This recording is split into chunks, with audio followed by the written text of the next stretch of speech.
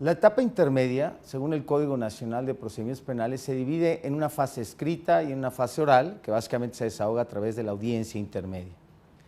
La fase escrita inicia con la presentación de la acusación por parte del Ministerio Público, máximo 15 días después de que ha declarado cerrada la investigación complementaria. Junto con su acusación, el Ministerio Público deberá exhibir copias de los registros que ha arrojado la investigación y dar acceso a las evidencias materiales a la defensa. Si bien es cierto, el Código Nacional establece que este llamado descubrimiento por parte del Ministerio Público en favor de la defensa debe hacerse a petición de esta, lo recomendable es que lo haga oficiosamente por economía procesal. Una vez presentada, insisto, la acusación, el juez de control debe notificarla a las partes. A partir de ahí le corre un plazo a la víctima para, por escrito, ejercer una serie de facultades que establece el artículo 338 del Código Nacional de Procedimientos Penales. Básicamente, constituirse como acusadora coadyuvante, solicitar la corrección de vicios formales de la acusación, ofrecer medios de prueba, requerir la reparación del daño y cuantificar su monto. Si la víctima ofrece medios de prueba, el Ministerio Público debe notificar este ofrecimiento a la defensa para que comparezca en un plazo de 48 horas a solicitar copias de dichos registros y para que pueda tener acceso a las evidencias materiales que en su caso haya exhibido la víctima a través de su asesor jurídico. Si dentro de ese plazo de 48 horas se presenta y pide copias la defensa de los registros de la investigación relativos a los medios de prueba ofrecidos por la víctima, también dentro de los 3 días siguientes podría solicitar acceso a sus peritos para que examinen y realicen un informe pericial sobre la evidencia material.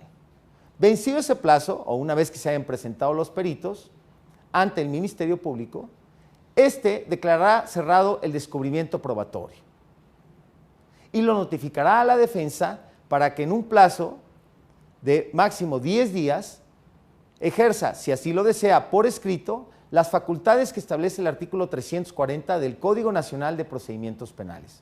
Básicamente, que solicite la corrección de vicios formales de la acusación o incluso del escrito de la víctima u ofendido.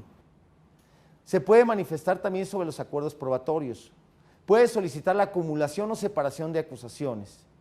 Y a partir de ese momento también tendrá que la propia defensa hacer descubrimiento probatorio de los medios de prueba que pretende ofrecer para ser desahogados en la audiencia de juicio oral, entregando los registros de investigación con los que cuente relacionados con esos medios de prueba. Vencido el plazo para que la defensa haga el descubrimiento de sus medios probatorios, el juez de control debe señalar fecha y hora para la celebración de la audiencia intermedia. Una vez que el juez ha señalado fecha y hora para la celebración de la audiencia intermedia, procede a citar a las partes a la misma. Deberán de ser citados desde luego el Ministerio Público, la víctima u ofendido, el defensor y el imputado en dado caso que no se encuentre en prisión preventiva. El Código Nacional nos establece que para que la audiencia se pueda llevar a cabo, solo es necesaria la presencia del Ministerio Público y el defensor. Desde luego, la víctima tiene derecho a asistir, pero si no comparece, la audiencia se puede llevar a cabo sin ningún problema. Sin embargo, tiene una consecuencia que la víctima o ofendido no comparezca por sí o a través de su asesor o asesora jurídica, se le tendrá por desistida de cualquier pretensión que haya hecho valer por escrito. La audiencia, como en general las audiencias de control, evidentemente identifica con la verificación de la presencia de las personas que deban intervenir necesariamente en la misma. El juez de control solicita su identificación, como ya hemos visto, y posteriormente, en el caso específico de la audiencia intermedia, deberá primero el Ministerio Público hacer una exposición sintética de su acusación. El asesor o asesora jurídica de la víctima deberá exponer sintéticamente lo que ha expresado en su escrito. Y la defensa, si es que presentó escrito para ejercer las facultades del 340 antes de la audiencia intermedia, deberá hacer una exposición resumida de dicho escrito. Si no, también se le brinda la oportunidad para que sea en ese momento oralmente que ejerce esas facultades previstas en dicho numeral. Hecho esto, el juez preguntará a las partes si tienen alguna incidencia que hacer valer, básicamente si solicitan la corrección de vicios formales de la acusación, el escrito de la víctima o ofendido, o en su caso, de lo que el defensor haya también manifestado por escrito u oralmente en esta audiencia. El Código Nacional nos establece que se le preguntará a la defensa si tiene excepciones que hacer valer. Si las hace valer en la propia audiencia, se abrirá debate y se resolverá sobre las mismas.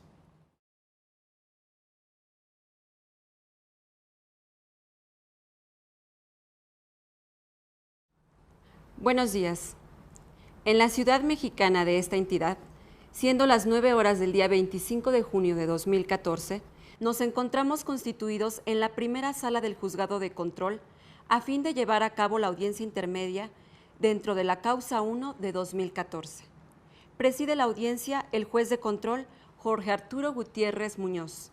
Por lo anterior, se solicita a quienes intervienen y al público asistente que guarden el debido respeto, silencio y decoro durante la celebración de la audiencia.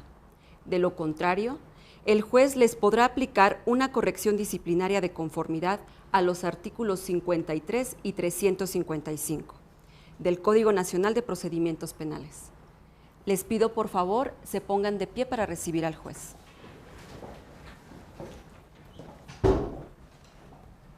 Buen día, tomen asiento, por favor. En el lugar, fecha y hora que ha señalado hace unos momentos la señorita encargada de la sala, se declara la apertura de la audiencia. Para efecto de registro, le solicito a la agente del Ministerio Público proceda a identificarse amablemente. Gracias. Buen día, señor juez. Gema Guadalupe Chávez Durán, agente del Ministerio Público, con domicilios y forma de notificación ya registrados ante la administración de esta sala. La persona que la acompaña. Buenos días, licenciada Katia Rodríguez Arroyo, asesor jurídico de la víctima, con datos de notificación previamente registrados ante este tribunal. Muy amable. Señor defensor, buen día. Buenos días, su señoría. Ulises Oteno Torres, defensor penal público con domicilio y forma de notificación ya previamente registrados ante este tribunal. Gracias, qué amable. La persona que está a su derecha, el imputado, le pido por favor proporcione su nombre completo ante el micrófono. Buenos días, señor juez. Mi nombre es Leonardo Vargas Ramírez. Bien. Les hago saber a los intervinientes que el motivo de la presente audiencia intermedia es depurar los hechos sujetos a controversia y determinar la admisión o no de los medios de prueba que ofrecieron en esta misma etapa y causa penal.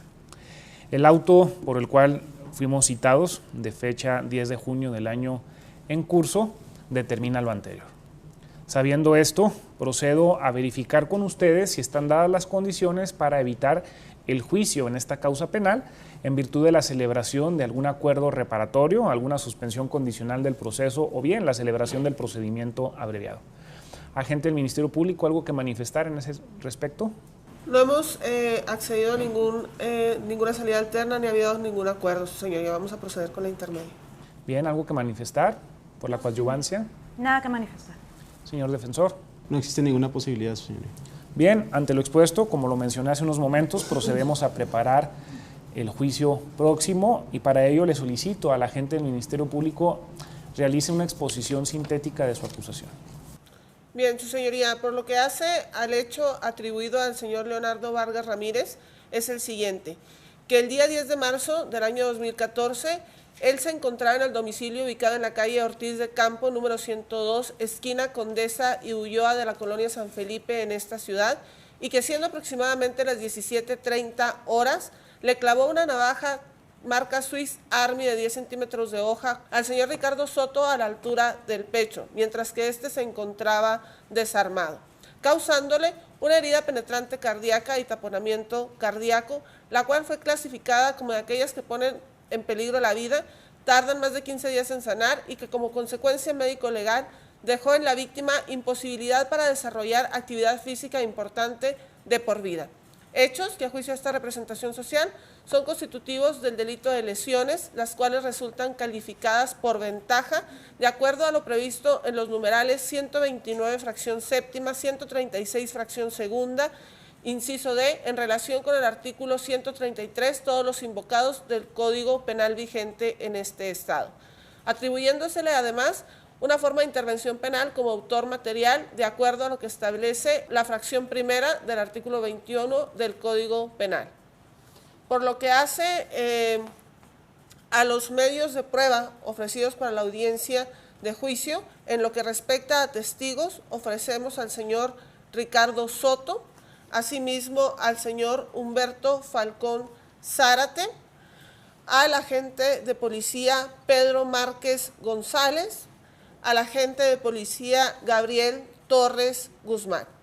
Ahora bien, por lo que respecta a peritos en nuestro escrito de acusación, ofrecimos al perito doctor Juan Carlos Durán Carrillo, al perito en dactiloscopía Hernán Gómez Martínez. En lo tocante a documentos, ofertamos únicamente una factura respecto a una navaja, la factura número 1924. Ahora bien, como evidencia material, ofertamos en nuestro escrito de acusación la navaja que se ha descrito con anterioridad. Por lo que respecta, señor juez, a la audiencia de individualización de sanciones, la representación social no tiene medios de prueba que ofrecer. Bien. ¿Qué tiene que manifestar al respecto, asesor jurídico? Gracias. Su señoría, constituidos como acusador coadyuvante, solicitamos el pago de la reparación del daño, el cual hemos cuantificado en 900,000 pesos de gastos médicos y hospitalarios, para lo cual ofrecemos como medio de prueba los consistentes en 5 recibos de honorarios médicos, así como 4 facturas del Hospital Ángeles por concepto de asistencia hospitalaria. Asimismo, solicitamos también como reparación del daño el pago de la indemnización en términos de lo dispuesto por el artículo 479 en relación con el artículo 490 de la Ley Federal del Trabajo, para lo cual ofrecemos la declaración del perito médico especialista en medicina de trabajo, Pedro González López. ¿Es cuánto, su señoría? Bien. Señor defensor, ¿algo que manifestar al respecto? Gracias, señoría. Esta defensa acreditará en juicio que el pasado 10 de marzo el señor Leonardo Vargas Ramírez actuó en legítima defensa, ya que lo único que hizo fue repeler una agresión de la que en ese momento estaba siendo objeto por parte de Ricardo Soto, lo cual esta defensa acreditará según escrito presentado ante este tribunal el pasado 8 de junio con los testimonios de Javier Prado Fox y Ricardo Martínez Trejo.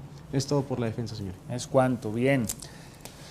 La acusación presentada por la representación social en fecha 27 de mayo les fue notificada y son sabedores todos y cada uno de ellos de la misma.